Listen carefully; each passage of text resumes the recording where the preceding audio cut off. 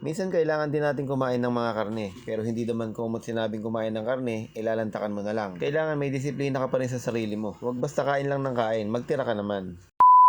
Hey, what's up guys mga kaibigan? Welcome sa Cook and Taste. Meron ako dito ng 4 na pirasong talong, bigay ito ng mahal kong biyanan. Ito yung mga talong na pinagpilian o yung mga reject o yung mga undersize. Hindi siya pwedeng ilagay sa market. Kaya naman ito ay pinamimigay lang o kaya naman ay binebenta na mas murang halaga. Pero kapag may tanim tayo sa bahay ng mga talong, pagka ganito yung itsura ay ito yung first class natin. Tama ba o mali? Siyempre natapos na natin hiwain yung talong ay naman ay maghihiwa lang tayo ng sibuyas at saka ng bawang. Napakasimple nga lang naman ang ating lulutuin ngayon. Pero baka mamaya kung hindi ka makapagpigil, baka makaapat na ulit ka ng kanin. Maraming salamat pala sa lahat na nag-share ng ating mga video. Meron ako ditong baboy. Bali yung baboy na to ay mga part lang ng kasim, part lang ng pigi. Bali halo-halo na to kung saan part ng galing to. Ito yung pag nagpunta kayo sa mga meat shop, yung may mga tong sila sa tray, tapos mamimili ka kung ano mga part ng baboy ang pipiliin mo. Tapos kung nang hiwain yung mga baboy at gagawin ko naman ay ipiprito ko lang itong mga talong na hiniwa ko kanina. Maraming salamat pala sa mga nanonood, lalo na kay Doc Dustin Morpe. Kamusta na po kayo at long time no see? Kamusta na rin pala kay Claudette Alquiros. Salamat din po pala kay Elda Macalma at kay Marcy Ocampo. Pagkatapos natin prituhin yung talong, itatabi muna natin ito. Babawasan ko lang yung mantika kasi nga sobrang dami yung aking nilagay na mantika. At ilalagay naman natin dito yung ating mga baboy.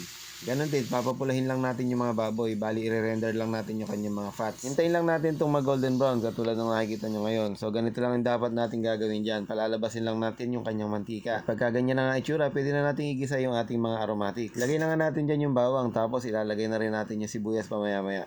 Tapos dyan lang din natin nahaluin yan. Hindi ko na nga hinango yung mga baboy. Ganun din naman yun at para nga magsama-sama na. So kung mapapansin mo nga, lumabas talaga yung mantika niya. Para sa akin, masarap yung ganitong style ng pagluluto. Pero lahat naman talaga tayo ay may kanya-kanyang diskarte. Respeto na lang sa ibang mga dumidiskarte kung paano sila magluto. Ang importante naman dyan, meron tayong maipakain sa ating pamilya. Ngayon naman, ilalagyan natin ng mga 2 sandok ng soy sauce. So kailangan medyo mapula-pula. Pwede ka pang magdagdag ng toyo kung gusto mo pa. As long as hindi naman siya alat ng ganong kagrabe, okay lang. Minsan niya sa adobong baboy, masarap yung medyo matoyo. Pero sa ka-partner in life, pangit yung masyadong matoyo.